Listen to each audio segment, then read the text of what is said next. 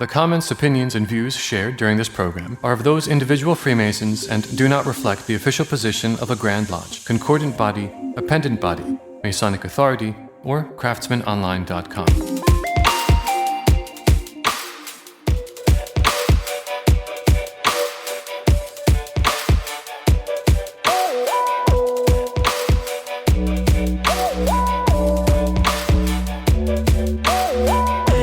Welcome back to the Craftsman Online Podcast, the only Masonic podcast endorsed by the Grand Lodge of New York. I'm your host, Right Worshipful Brother Michael Arce. We're going to be jumping into a good one here. One of the themes we've had for our season this year, Masonic education, heading out to Oregon for some solutions. But first, I want to thank all of our Patreon subscribers. Yes, big hugs and thanks to you, as you are the fuel that drives this engine. Just $5 a month on Patreon. You get ad-free episodes and access to the back catalog of all of our subscriber extra episodes. That's where we get some bonus time with some of our select guests. We get that $5 and you help us advance the mission to bring Masonic light to those who have an interest in Freemasonry. Get the link to start your 7-day free trial, bam, right there in the notes for this episode. We're going to head up to Grants Pass, Oregon. Gotta love technology. That's where we find the Junior Warden and Lodge Education Officer for Grants Pass Lodge, number 84, Brother Garrett Pottmeyer. Welcome to the Craftsman Online Podcast. Hey, thank you so much. And actually, I am officially Senior Warden now, as when we last spoke, elections hadn't occurred in Oregon yet. Look at you, upgraded. I know, moving up. How's the view from the west? Oh, it's pretty interesting. And, as everything, it builds. And you're like, oh, I have so much to do right now. And watching it from Junior Warden, like, all right, couple lines. I love this. I'm sure one thing that's going to carry over at Grants Pass Lodge number 84 is this education program that you put together. And as a former lodge education officer myself in the Grand Lodge of New York, this is a challenge, man. It's really tough. We know it's something that all lodges should be doing. We know it's something that all brothers want to do. Some people look at Masonic education as like a chore. Others go, well, this is a requirement that the Grand Lodge is giving us, so we have to provide something. But the other part of it is, it really comes down to the fact that a lot of brothers are well-meaning and well-intentioned. They're just not properly trained, and they don't really have a background in the education process. Where do you find yourself in that scale? Well, to give you a little background, so Oregon has no official title of Oregon Education Officer. So I was kind of self-appointed because I started going to meetings and I go, well, where's all the teachings we talk about? How are we making good men better? And it looks like we're just, we're going through, doing the business meeting. All right, see you guys later. And I'm like, well, that's not great. So when I started, I brought it up to the Worshipful Master. I'm like, hey, can I do education? Oh, sure. Sure. Do you know what you want to talk about? Yeah, I've got some topics. And I just kind of took it from there. So, and it's been a lot of trial and error because as I've found, not every Mason is interested in education or really some of the self-betterment part, like as a point of self-reflection or continual betterment or actions daily rather than on that day of the week. Very powerful statement there, and we have the disclaimer that runs the beginning of the program. I'm familiar with it. Yeah, and no one here is looking to get canceled or anything. Right. I do have a guess that's a dream of his, and he's a little stick of dynamite to deal with. But in this instance, in generalities, you touched on a stereotype which I have found to also be true. I've been a Master Mason for over 10 years now, and I'm in 2 different jurisdictions. A member of multiple lodges, and I have found that there are some brothers, and unfortunately, if I had to assign a percentage to it, I would say it's probably about 78% of Masons that once they do the Heramic Legend and complete their 3rd degree, that is the day that formal Masonic education ends for them. Yeah. And it's a very sad thing, in my opinion. It is, and I think a lot of it has to do with culture.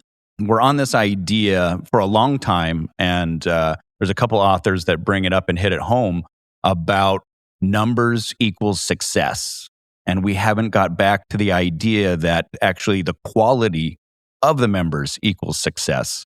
And it's a tough transition. I see it with a lot of brothers coming in, myself included, and about 5 to 10 years before that of guys that have come in and that's what they're looking for, especially Gen X. I'm definitely finding that generation to be like, hey, I want to do this. I'm looking for this. A lot of prospects coming in. I want self-betterment. I want self-reflection.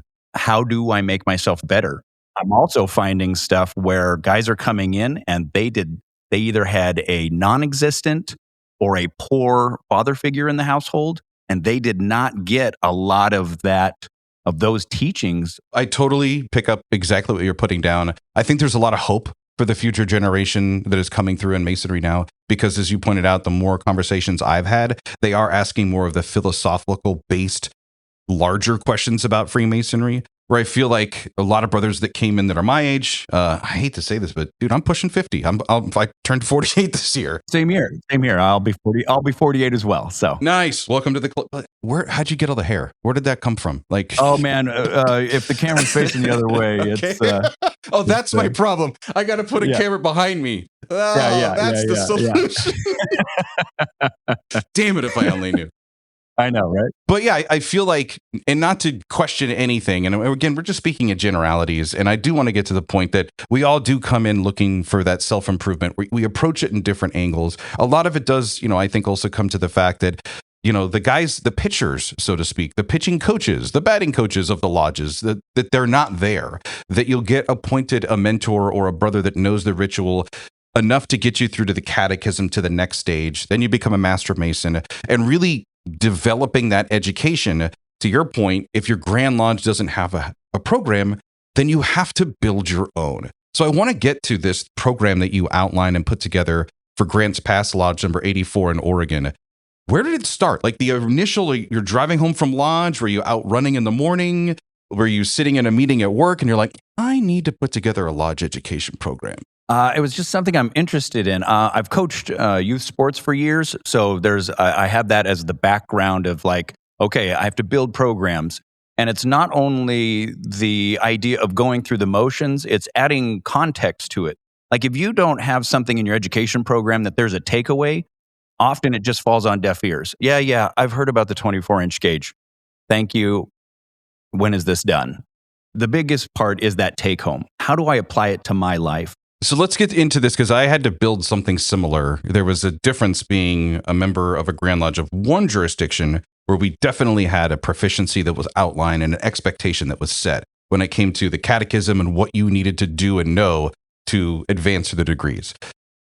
Then being a member in another jurisdiction where at the base level, it's like, well, being able to read the cipher is enough to get you to the next degree. Just being able to read this, like think about the differences here. So for when I was going into the East, I was in a similar role. That's why I was so turned on about your story. I was junior warden, and I was like, well, here's an opportunity to kind of build a program to at least help these guys that are coming through, so that by the time I master, we can have the larger discussions in lodge. We can elevate or enhance their experience as a Mason to maybe where they want to come to lodge. So when we bring in speakers, we have programs or even discussions, they feel like they can participate, because I've always said, if you can't speak the language, it's no fun to visit, So where did yours set out? Were you sitting there as junior warden and you're like, there are 3 things that every guy needs to know when they go through the entered apprentice degree, and there are these 3 things? Or was it, I want them to know this about the catechism, or they should be seeking this from a book or some sort of education source? It kind of started watching daily actions and general questions that couldn't be answered. So after I was initiated and passed and raised, I stepped into senior steward. And even before that, I was doing education in lodge because it seemed to be a shortage. And so it was, with regards to the fire hose of information, all the tools that are brought up in the entered apprentice degree, and especially in the catechism, being the 24-inch gauge and the common gavel. Well, how do you use these, and why are these the first tools offered? They're super important. And especially Masonically, once you get involved, you can find out how quickly that 24-inch gauge gets blown out. Because, for me, I love it. I'm trying to figure out how to work less, do masonry more, because it's something I really enjoy. It's very fulfilling. Hold on. That's going to be my new t-shirt. Work less, do masonry more. Love that. Yeah, quote. Yeah. Oh, I like that. But there's things like that where you go, I want to do this more. Some of it's, why don't other people want to do this more? I find a lot of imbalance with, our own lives. And then you watch brothers around the lodge and you go, this guy is way out of whack. Like he's working 68 hours a week. He's trying to figure out his family. Masonry, he wants to do it, but there's barely any time. So he might make a stated, be lucky to see him at a degree. So it just started with the need for the use of the tool. So on an education for 24-inch gauge, and I've done it at a couple lodges. And so it starts with, just discussion, because discussion is key. And it's not only hearing it, but it's having, if you can, some visual aid, always key. And then actually having some sort of discussion either during the education or, just after. So you get to hear people. So for the 24-inch gauge, we're discussing the 3 equal parts. And then on top of that, we're going, okay, do you understand what balance is? And it sounds ridiculous when you would assume everybody knows what balance is. But then when you watch their lives and the choices they make, you go, oh, that person doesn't actually understand it. Yes. Hello, chaos. Absolutely. Yeah. Yeah, exactly. And a key point of that balance is you can take parts from that equally balanced gauge and you can substitute one for another, and still stay in balance. Sometimes bills have to be met. You've got to work a little bit more. You need time for family. You need time for the great architect and the lodge. You're going to find those balances. Sometimes it'll be less. Sometimes it'll be more. But you have to have all the parts in order to have some resemblance of balance. So explaining that, and then part of it is going around. I'll go around the room. Brother, how do you find balance? It's very interesting how many people don't understand that question. They'll tell you how they divide up their day. They won't tell you actually how they find balance because they've never thought about it before. Then I try to give them an exercise to take home, essentially Masonic homework. Take 30 minutes of your week, whether it's this week, next week, whether it's just this month, before next stated meeting. Take 30 minutes to do something you want to do or have been wanting to do. You've got a project that's been on the back burner, because the exchange in finding balance is to do something you want to do, but it can't take away so much out of the rest of your life that you go, well, I spent too much time here. I can't come back to this. So you can't blow out one part of your gauge and then expect to expand the other part of your gauge. So take 30 minutes this week, do something you've really wanted to do. And if you find the fulfillment in it, realize then, look at your week, how it was balanced. Where can I take from my week in order to do this project again, another 30 minutes next week? But then sometimes after lodge, somebody comes up and goes, man, thank you. That was an awesome idea. I just got to work on this old pickup I've been wanting to get to, and it was awesome. It was so great. And now I'm working on how do I get back to that to get to do it again and again.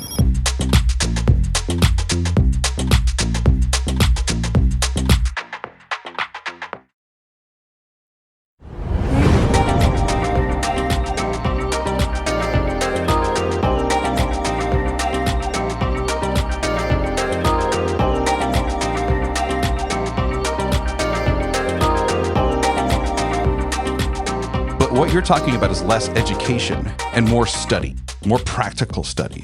And that's what guys are looking for. They want to know, how do I take this thing that has been beautifully outlined and simply defined in our ritual? Yeah. We memorize with the 24-inch gauge. I would hope you could walk up to any Mason on the street and ask them, and they will repeat the ritual back to you. You're like, perfect, you pass. But now how do I incorporate this into my everyday life? And whether it's reading books, getting the Masonic, working tools of the day, flip calendar, if people even use those anymore, but something like this to really challenge them and go, make it fun. And that's how you get it. So I think the general question and I'm hoping that our listener is sitting here going, man, my lodge doesn't do anything like this. But guess what, dude? It can. And it can start with you. And here's how you can do it. Because I don't have an educator's background.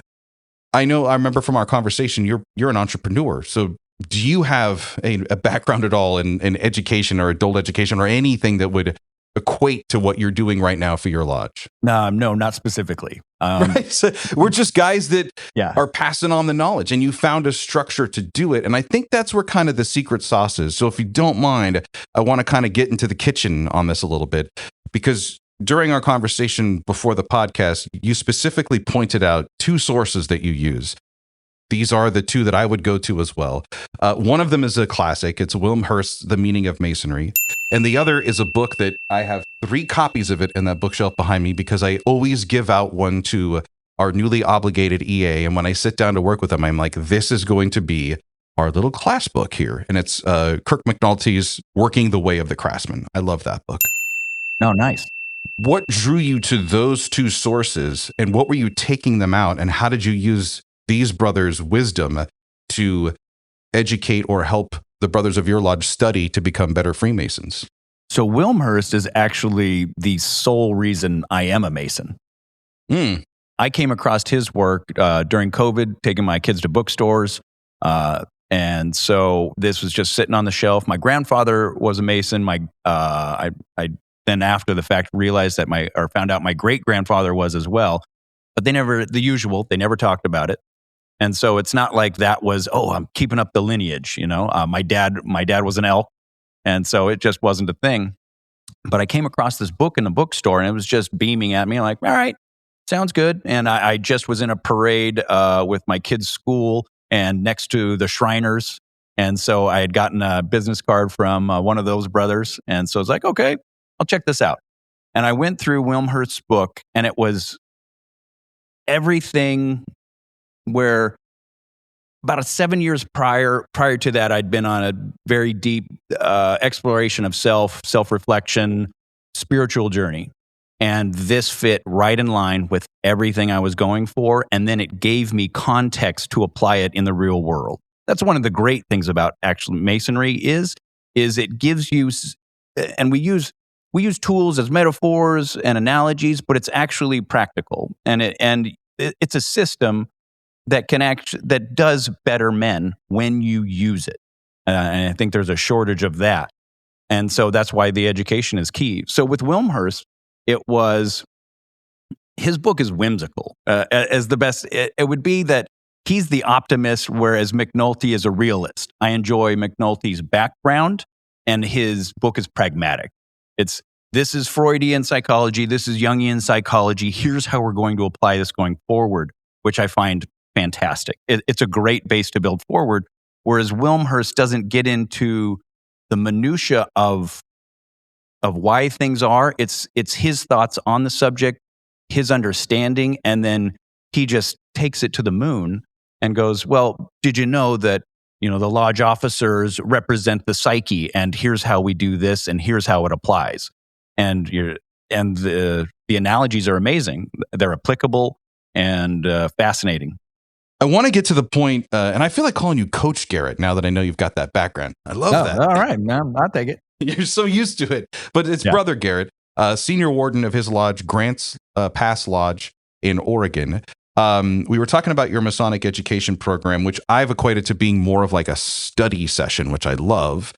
The thing that you mentioned in our conversation leading up to this podcast recording is now how you bring the brothers who are going through this to being part of the programs, where you purposely engage everybody to be a part of the lectures in the degree of your lodge.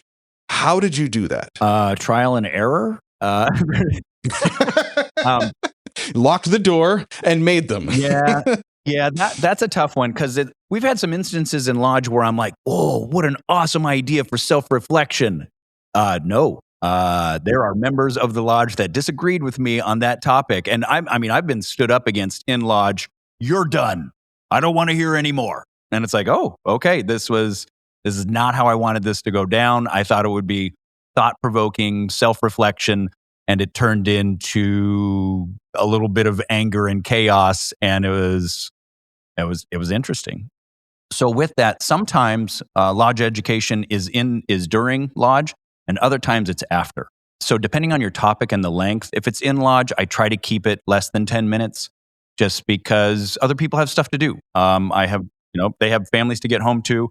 They've got shows to watch. There's other things they want to do, and it's not necessarily what I want them to do at the time. Essentially, closed lodge. We've got a little study lounge at Grants Pass 84, and so we go in there and we can relax and have something to sip on, and I've got some indoor scrubbers and fans and have a cigar, and we can have a discussion. And so it's just a relaxed atmosphere. And for longer topics, that goes really well. And the discussions are always better too, because nobody feels like, well, they're waiting to close. I don't want to ask another question. And so you get rid of some of that. And so it depends on the education, depends on the format, depends what you're after and who you're after. That way too, the people that don't want it can go. And then you don't have any dissension standing up in the middle of lodge, and you don't have things like that, where it's just like everybody that's there in that room wants to be there for one reason or another.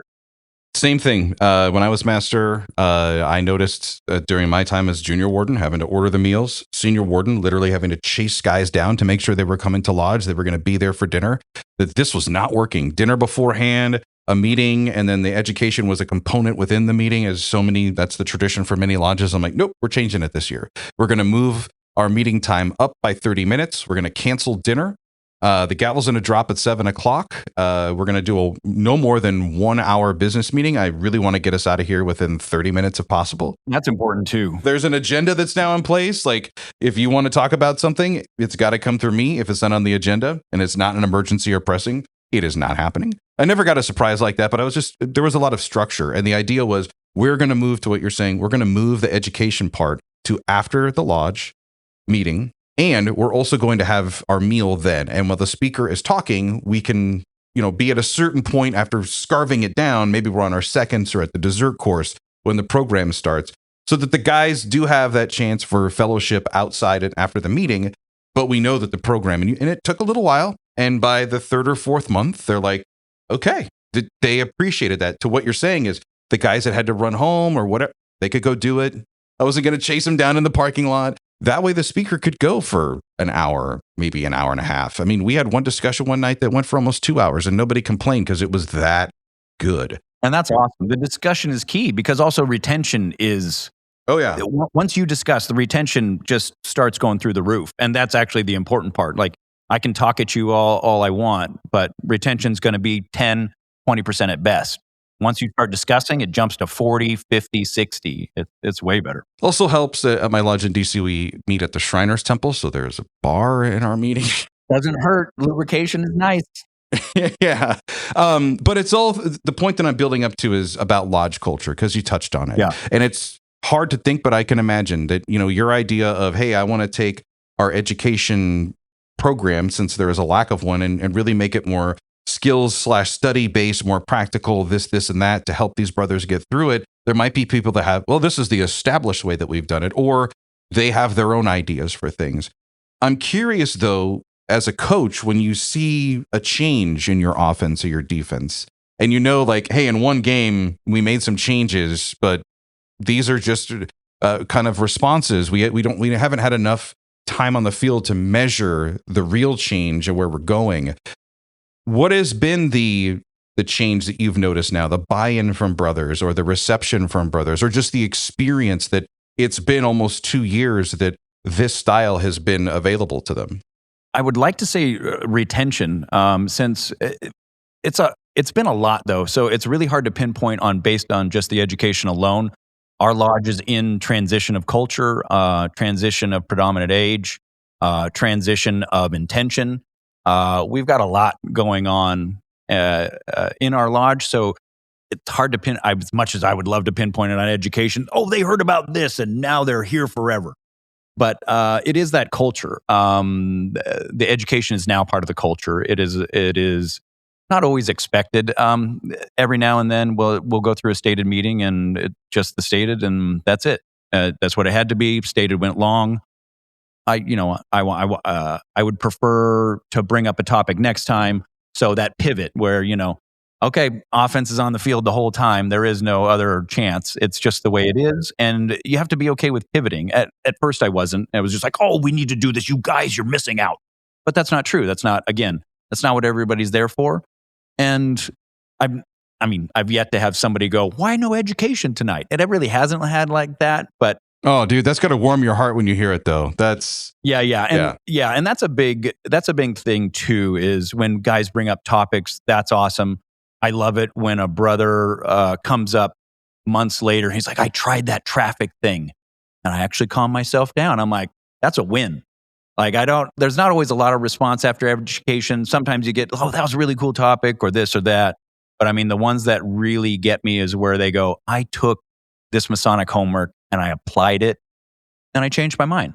My perception in this moment changed. And I'm like, that's a win. I mean, if that's the one person I touch with that education, I'll take it every time.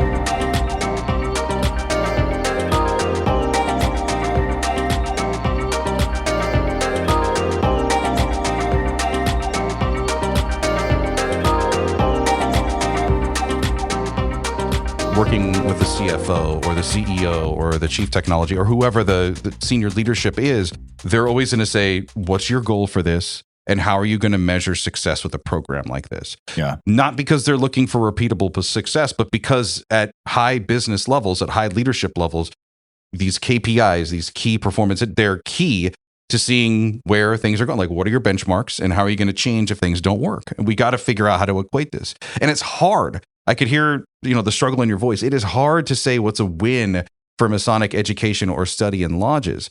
For me, it was, I wanted my guys to have a better grasp of being able to speak, quote unquote, our Masonic language and interact in programs.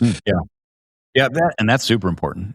Two, like the real mission, I would say, for what I was doing was we needed to find a way to get whatever, if ritual was a barrier to a brother wanting to move into the officer leadership line, how can we minimize that barrier?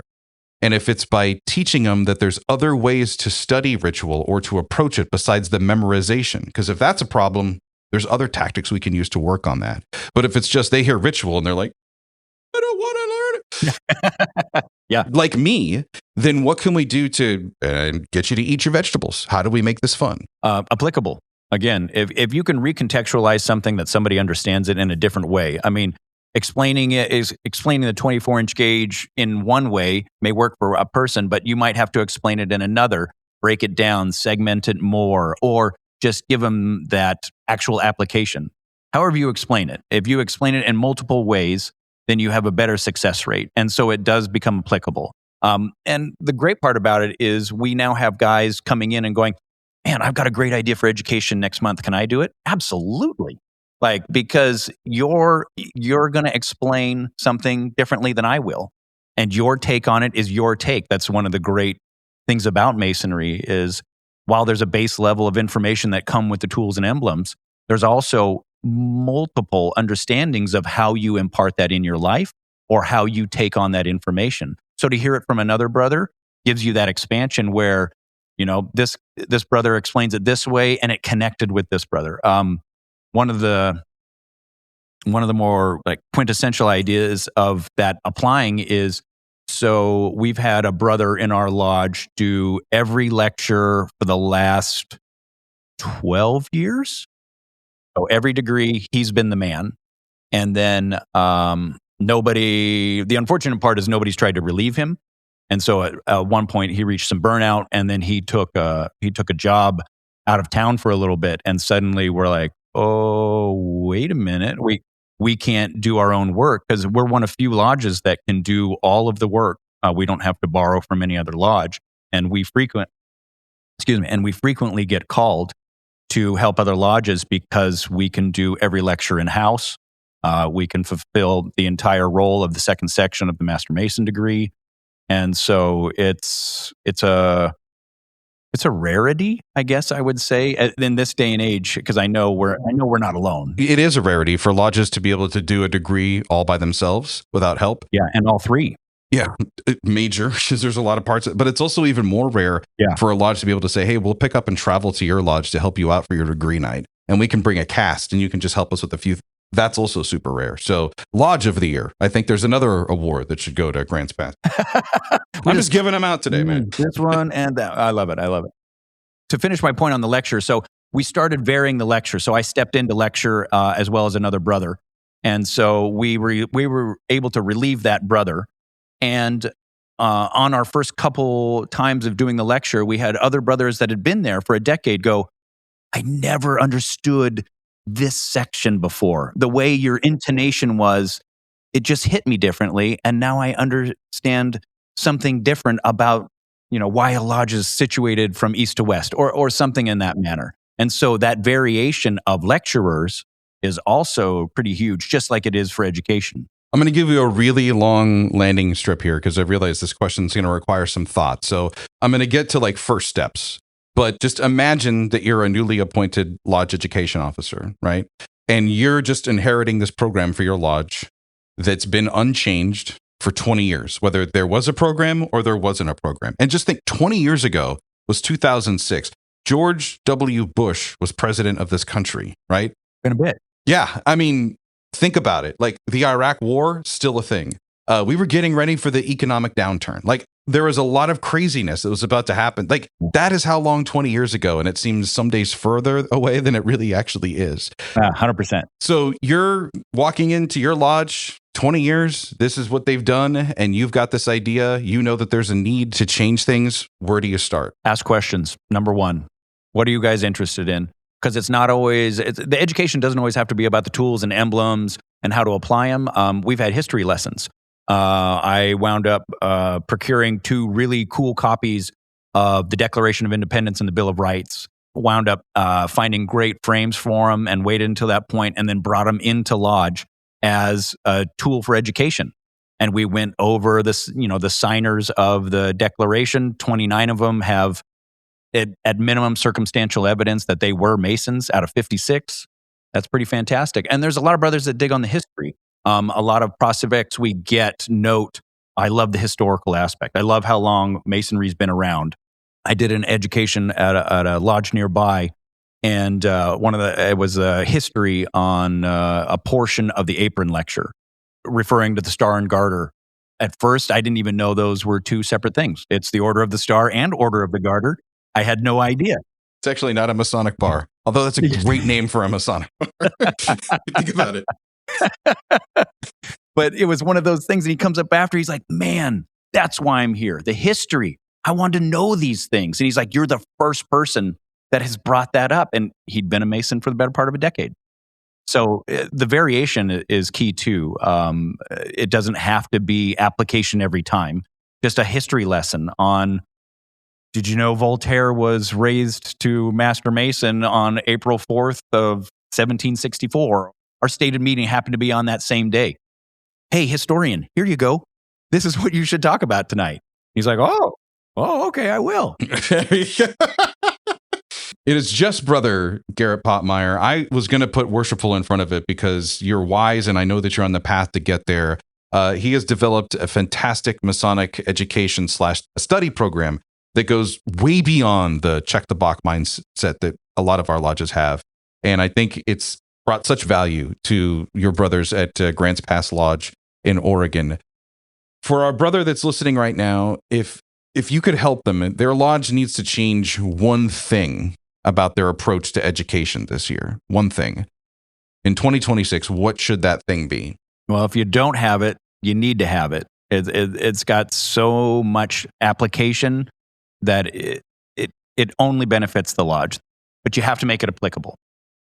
So if your education program is weaning or non-existent, you have to find something that touches somebody in the lodge, because that's how you inspire. That's how you build. That's how you change culture. When people go, ooh, I want that. I see what we're doing here. I want that. How do I get that into my life? And if you give them a take home, like the letter, and you go, I'm going to write this letter to my spouse and tell her what my intention is for Freemasonry, why I'm here. One, you let you know, and that's actually the most important. We cover things like that in our Chamber of Reflection. It's, hey, you do this. It's things to ponder. You're about to enter into a new degree. This is a new chapter in your life. I want you to have some thought about it. And it's the same too, because communication is key, because we don't do it enough. How many times do you hear a brother go, my wife's pissed, I'm coming to lodge. Did you tell him what you do here? I mean, does she think it's like a frat party that you're dressing up for? Or does she actually know there's some betterment aspect of it that actually, when you better yourself, you better everyone around you. And then that betters the community and it works out. It's an epicenter. And so if you write that letter and you make that intention, you're communicating better. You've added intention to yourself. You've got a take home. If your spouse knows what you're doing and why you're trying to do it, they're more understanding, and immediately you've improved things. So as far as education goes, I think the take home is key. Some sort of Masonic homework, some sort of application, recontextualize old things. How do you apply that 24-inch gauge? It's not just a thing to measure. It's something to apply to your life. I believe it's one of the reasons that it's offered in that first degree. If you can find balance here, the rest of life gets real easy, and finding balance is difficult for most people. Thanks again to my guest this week, Brother Garrett Pottmeyer of Grants Pass Lodge number 84 in Grants Pass, Oregon. I'm Right Worshipful Brother Michael Arce. I always enjoy our time together. We are winding up for another good one next week. We're going to stay out west where it's just a little bit warmer and catch up with Worshipful Brother Ted Cross. He's a past master of the Arizona Research Lodge number 1 as he explains the science of leadership, how it's on us to convince others how to act. Should be a good one next Monday. Until then, let peace and harmony prevail.